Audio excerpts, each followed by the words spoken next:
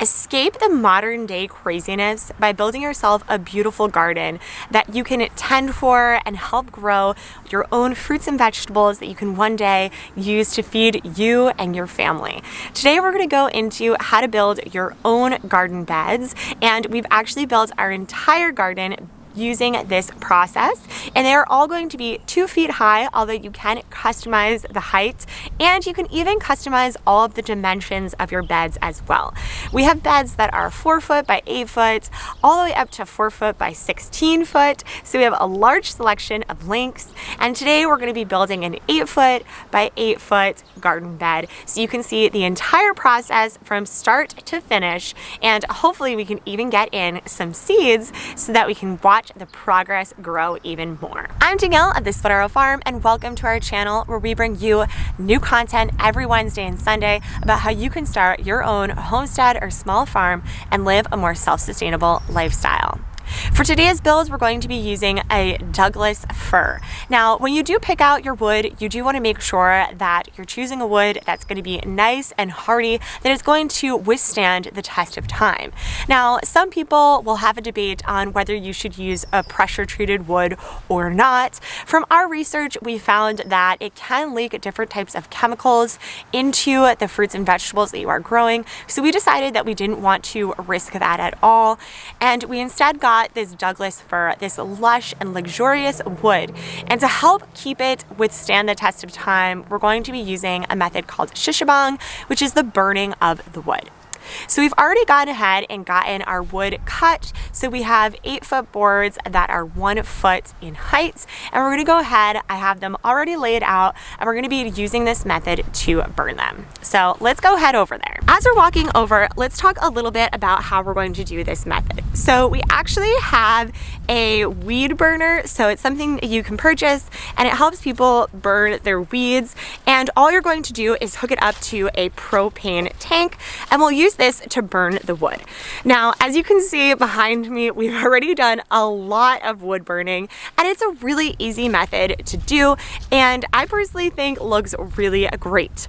What's even nice about it is you can customize how much you want to burn or not burn the wood, and this way you can get a more customized look and feel to what you're doing. You can see behind me, I've already set up our wood. I just have it on a piece of spare scrap wood, just so that it's a little bit higher, so when I do turn them over, it isn't going to scrape the current wood that we have. So you're going to make sure to do a nice layer on every single side of the wood, and then once we do that, we can talk a little bit more about how to start assembling this garden bed.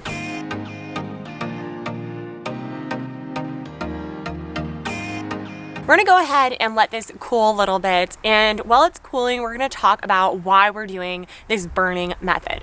So there's a few different reasons why this is a great choice to help preserve your wood. First off, it's gonna help with weather protection, so rain and snow and sun. It's gonna help the wood live longer. Because this is just a Douglas fir and it isn't a pressure-treated wood, it would usually erode a lot faster. Another reason that this is great is it's going to actually help repel bugs. Now, the smell of burning or burnt things is going to repel most individuals, and by having this as part of your wood, it will make sure that bugs and creatures aren't going to want to gnaw on it, because the scent is actually going to deter them, which is really great and something that we want to make sure we keep out of our garden boxes. Now that this is cool, we're going to flip it over and do the other side. I'm going to go ahead, put my gloves on, otherwise I'm gonna have burnt fingers. Let me tell you, your nails will get black if you don't use protection. Before burning the other side, I just want to review some tips and tricks. So we think starting off with a fresh propane tank is going to be the best. It definitely is going to make it run a lot faster while you are doing it. If you can choose days that are less windy, that's going to be helpful. And make sure that you're applying this in a place that isn't going to catch fire. You want to remove any leaves or debris that might be underneath the wood so that something doesn't catch fire and kind of float away. And then when you are doing this, you want to keep it around 6 inches away from the wood that you're burning, and just go in a nice slow back and forth method.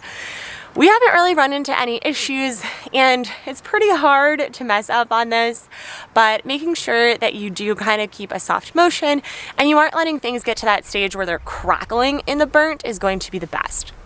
Now, in our research, we did find that some people would charcoal it very strongly and then come back and kind of rub it off a bit. And we haven't done that method yet, but I'm sure that it could be really good if you want to continue doing research and learning more about it. I definitely suggest you doing that. And then comment down below if you think that that's a better method as well, because we'd love to learn from you. But let's get back to burning. Only a couple more pieces of wood to burn. I'm gonna go ahead and let these cool down and then bring the other ones in and we'll be good to go.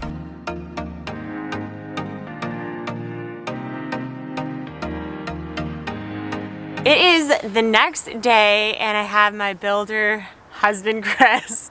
So we're gonna go ahead and build these boxes. And so what we're doing is we're just piecing together like a box, and then on each of the corners we're using a 4x4 in order to make sure that everything has some additional support. So let's go. You're gonna want to pre-drill your holes so that you're not gonna be cracking the board being that close to the edge. Next, we're gonna grab our star drive, which comes with the screw bag itself. Otherwise, you have to get your own. And sink our 3-inch drill bits. Tired. Nails, screws. Screws into this. All right. We're gonna do three on each edge, and then another 2 on the squares. Good.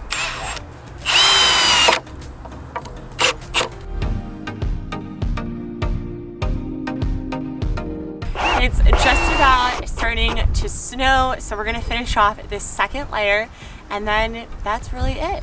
Let's go.